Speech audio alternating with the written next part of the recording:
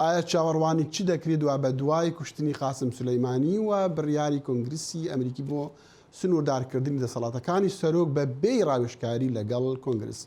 دکتەر ناسر بابەخانی بەرپرسی نێوەندی لێکۆڵینەوەی ڕۆژهەڵاتی ناوەڕاست لەگەڵمان لە ستودیۆ. زۆر بەخێر بێی دکتۆر ناسر، زۆر سوپاس بۆ هاتنی جەنابەت. ئەو بڕیارێک کە کۆنگرس دوێنێدای تا چەندێک کاریگەری دەبێ و تا چەندێک ئێران هان ئەدا بۆ ئەوەی کریاری زیاتر لە دژی ئەمریکا بکەن؟ ئەوەی ڕاستی بێ ئەو بڕیارانی کۆنگرێسی کە لەسەر سنووردارکردنی دەسەڵاتەکانی دۆناڵد ترامپی بۆ بربەرەکانی دەگەڵ ئێران دراوە، دەتوانم بڵم لە مێژووی ئەمریکادا بوونی هەیە کە زۆر جاران سەرۆکۆمارەکان بە پێچەوانە و بەبێ ڕاوێژکردن بە کۆنگرێسی بەرهەڵستی دوژمنەکانی خۆیان بوونەتەوە. بۆیە شتێکی زۆر سیرنە. لەلایەکی دیکەوە ئەمە لە بەرەبەری هەڵبژاردنەکاندا ڕەنگە کەمتر لە دەمانگمان ما بێ بۆ هەڵبژاردنەکانی سەرۆکۆماری، ئەمن زیاتر بەر لەوەی کە پەیوەندی بە ئاسایشی نەتەوەی ئەم وڵاتەوە بێ وەک شەڕێکی حیزبی لە نێوان کۆماری خوازەکان و دموکراتەکاندا دەیبینم. و بە باوەڕی من ئەمن متابعەی میدیاکانی ئێرانم کردووە، ئەوان زۆر بە خۆشحاڵیەوە دەڕوانە ئەو بڕیارەی کە کۆنگرێس داوێتی، بەڵاممان لەبیر نەچی ئەوە بووە حاڵەتێکی لازم و ئیجرایینێ، یعنی ملزەم ناکە سەر کۆمارکە، بەڵام دەبێ بچێتە سێنات و لێش کە باوەڕ ناکەن دەبێت سەرۆکیش بڕی. بەرحاڵ لە ناو ئێرانیەکان زۆر توندن، باسی وەڵامی تونتر دەکەن، باسی کریاری تونتر دەکەن.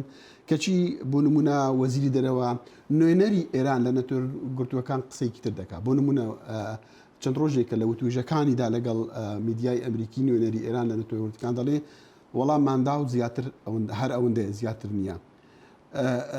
چۆن ئەم دوو پەیامە بخۆنینەوە؟ پرسیارێکی زۆر باش بوو بە حکمی ئەوەی کە لە کۆماری ئیسلامیدا ئەساسەن ئەمە لە سەرەتای دامەزرانیەوە ئەو دوو دەنجێمان هەبووە. دەنجێک کە لەسەر بنەمای دیپلۆماسی لە قالبی وەزیری دەرەوە، لە قالبی دەستگای دیپلۆماسی دەرەوە دێنێ سەر کۆمار بەرنامەکانی بەڕێوە دەبا بە زمانێکی نەرمونیانتر و بە زمانێکی نیگۆشیشن و وتوێژ دەگەڵ وڵاتان دەست. بەڵام لایەنێکی دیکە هەیە کە لایەنێکی ڕادیکاڵەوە دەکرێت بڵین باڵی نافەرمی سیستەمە کرد و تەنانەت بۆ سەرکوتەکانی نێخۆ هەرو باڵە ڕادیکاڵەیە کە دەور دەجێڕە. یان هەر ئێستا کە بڵێن قاسمی سولەیمانی کوژراوە نوێنەرایەتی باڵی تونندڕەوی لە دەرەوەی وڵات دەکرد. بۆیە ئەو دوانە بەردەوام لەگەڵ یەکتری هەبوون. بەڵام بە عەقڵیەتی من ئەوەی کە دوجار پێی دەگاوە دنیاش گەیشتۆتە سەر و قەناعەتەی مەبەستیان ئەوەیە کە ئەو باڵە تونندڕە و ڕادیکاڵی وە پراوێز بخەن و بتوانن لەگەڵ میانەڕەوەکە و معتەدیلەکەی بکەونە دانوستان. ئێمە چاوەڕوانی چی بکەین؟ چاوەڕوانی چ کردەوەیەک بکەین لەلایەن ئێرانەوە؟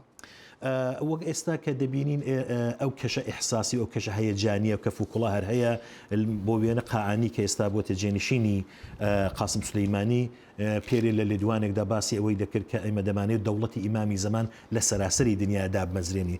یعنی لەلایەن ئەو باڵە تونندڕەوەیەوە کە زیاتر مەصرفی داخلی هەیە، ینی بۆ ڕایگشتی بۆی کە خەڵکەکەی خۆیان پێمل بۆی بکەن. بە هەر حاڵ قاسمی سولەیمانی نماد و دەسەڵاتی هەیمنەی کۆماری ئیسلامی بوو، چاوی سیخوڕی کۆماری ئیسلامی بوو لە ناوچەدا. ئێستا ئەوە نەماوە، بۆیە ئەو هەزینەی کە دەبێ بۆی بدا ڕەنگە لێر و لێوە دیسانەکە جۆبیستی هەڕەشەی زیاتر بین، جۆبیستی ئەوە بین، یا تەنانەت ڕەنگە شەڕی پراکسیش لە هەندێک ناوچە بە شێوەیەکی سنوودار بێتە ئاراوە. بەڵام بەگشتی ئەم پێم وایە دوای دانیشتنەوەی ئەو کوڵ و کەفە ئەوە دیسانەکە دەستگای دیپلۆماسی ئێرانەکە وەگەڕدەکەوێتەوە و باڵی ڕادیکاڵەکە پراوێز دەخە. سەرۆکی ئەمریکی باشکرای لە وتارەکەیدا دوا بە دوای پەلامارەکانی ئێران لەگەسەر بەگەکانی سەربازی عێراقدا عێراقدا دێت و وتارێکی زۆر نەرم ئەدا و پێشنیاز و ئامادەبوونی خۆیش دیارەکە بۆ وتوێژی ئاشتی لەگەڵ ئێران بە دوو شەرت. یەکێک واز لە خواستی بەدەستەوە هێنانی چەکی ناوەکی و پشتیوانی تورستان نەکاتن. تا چەندێت تۆ بڕوا دەکەی کە شتێکی وا ئیمکانی ڕوودانی هەیە وتوێژی ئاشتی لە نێوان ئەمریکا و ئێراندا؟ وی ڕاستی بێ بە باوەڕی من ترامپ هەر لە سەرەتاوە لە ڕوانگەی کابرایەکی بیزینێزم ئەنەوە ڕوانیوەتی سیاست، یعنی ئەو هەزینە فایدە دەکات بۆ وڵاتەکەی خۆی کە بزانێت چۆن و چۆنە.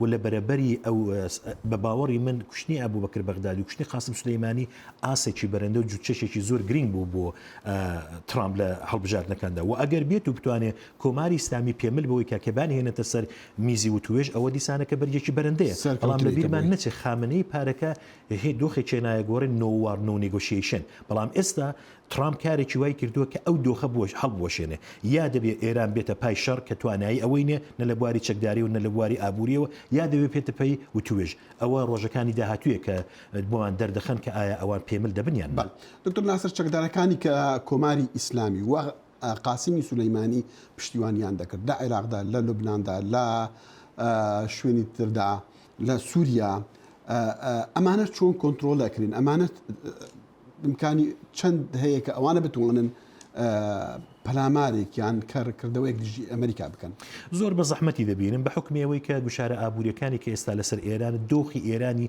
لە بیرمان نەچێ ئەمە لە بەحسەکانماندا نابێت دۆخی ئابووری و سیاسی نیوخۆش لە یاد بکەین چون بە باوەڕی من ئەو گوشارە دەرێکیانی ئەمریکا مایک پێمپەوە کوتی دۆناڵد ترامپ کوتی ئەوان مەبەستیان گۆڕینی ڕژیم نییە ئەوان پیان وایە کە تاغیرێک گۆڕانێک دەبێت لە کردەوەکانی ئێراندا ڕووبدا بۆیە نێوخۆ لەباری ئابووری و داڕماوە لەباری سیاسیەوە داڕماوە ئێستاژ ئەو پوڵ و پارەی کە جاران هەبوو لە ڕێی نەوتەوە چون ئەلانەکە دەزانین کەمتر لە 200,000 بەرمیل نەوت ڕۆژانە هەناردە دەکرێت کەوابوو لە پێی ئەمرونی ئەوانە پێم وایە ئەو ڕێگەکانی تەغزیەکردن و پارەپێدان بۆ حیزب الله بۆ حەماس خەریکە ویشک دەبێت حیزب الله ئەلانەکە تووشی قەیرانی ئابووری بووە ئەمانە کە بێتە گۆڕە پێم وانە بێ ئەوانە بتوان دشکردەوەیکی ئەو تویان هەبێ و تەنانەت دەنگۆی ئەوەی هەیە کە حوتەکانی یەمەنی خەریکە وردە لەگەڵ عەرەبستانی بکەونە وتوێژەوە بۆیە بەگشتی ئەمن پێم وایە نەمانی قاسم سولەیمانی هەندێک هاوچێشە سیاسەکان لە ناوچەدا بە قازانجی سەقامگیری و بە قازانجی ئاسایش و سڵح دەبە